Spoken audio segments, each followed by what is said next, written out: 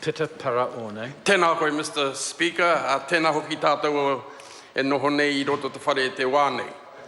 E tūwahi poto tēnei ki te mihi atu ki tēnā koutou o te haukainga e mātakitaki mai, I hakarongo hoki mai e nei kōrero I puta mai I roto te whare e te ahiahine. Tu atu tēnā, hihi anau kia mihi atu ki toku te tahi o aku whae, a Phoebe Matu, mohe anau, tana kaha ki te mātakitaki ngā mahi o te whare nei, nā reira ka nui toku mihi ki aia. Mr. Speaker, I stand on behalf of New Zealand First and to say that while we support much of the intention of this bill, we do have some concerns, and some of those concerns have already been articulated by members who have spoken before me. But I just want to touch on a bit of history, and while I acknowledge the standing and the mana of Wiremu Pere himself, a former member of this chamber, I think that we would be remiss in not saying or articulating the reason for the trust, the original reason for the trust.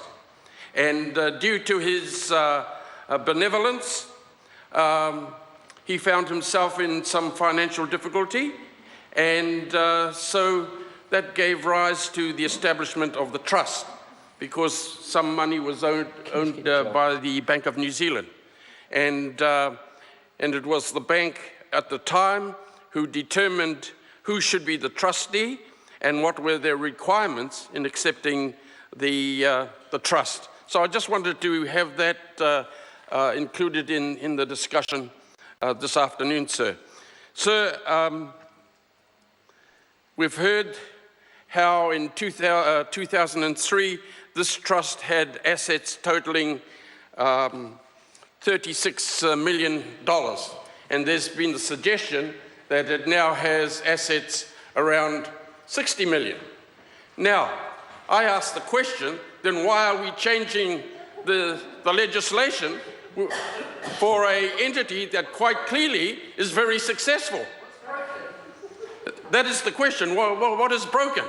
And I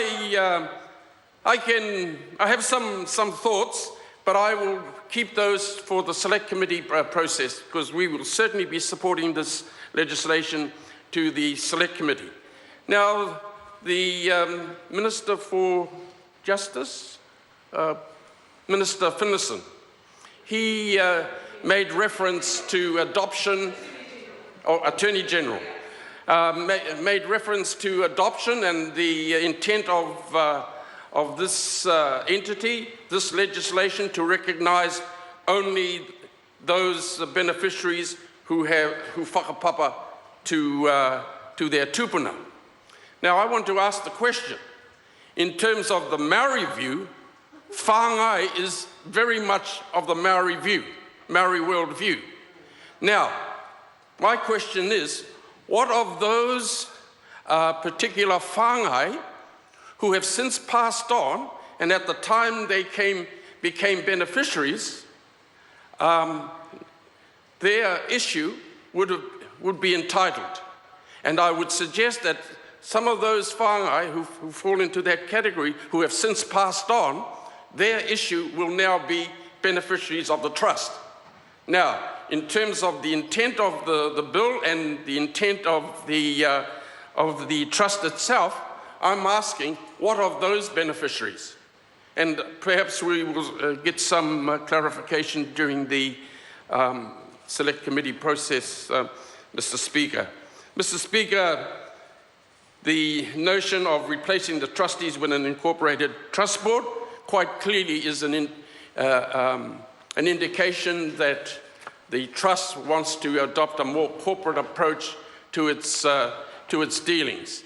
And in spite of their concern about the overview in which the minister and in which the Maori Land Court has over their land assets, they've still managed to do very well, sir. So I want to ask the question during the Select Committee process, has the Minister ever been asked to intervene in the running of this trust? The other issue for me, Mr. Speaker, is that the previous Speaker articulated the many grants that the trust presently makes available.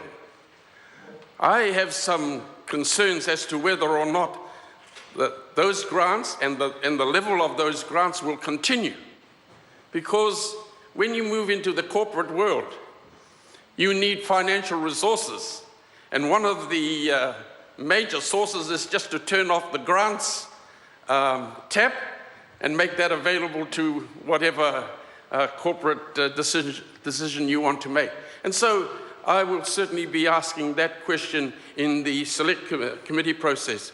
But one concern that I have is that if things should go belly up as a consequence of this bill being passed, who then takes responsibility?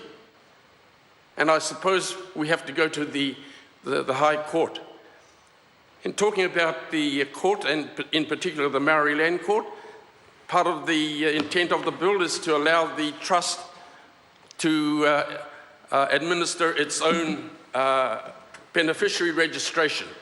And at the moment that work is done by the Maori Land Court.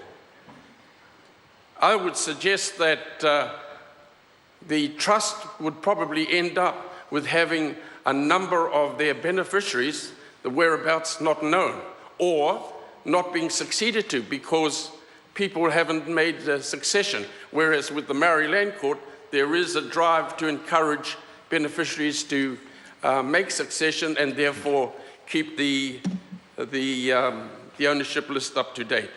Mr. Speaker, we heard about the current trustees consulting with the beneficiaries in 2009 and having a subsequent meeting in 2013 where a draft constitution was circulated and an overview of proposed amendments to the Maori Purposes Act. And in November 2013, 143 beneficiaries took part in making the decision as to whether or not this proposal should be adopted. And while we talk about 91% of that 143 giving approval, if we look at it in the context of having around about 460 beneficiaries in total, then the overall approval rate is not that high. However, this is seems to be the process that this government is adopting, particularly around treaty settlements.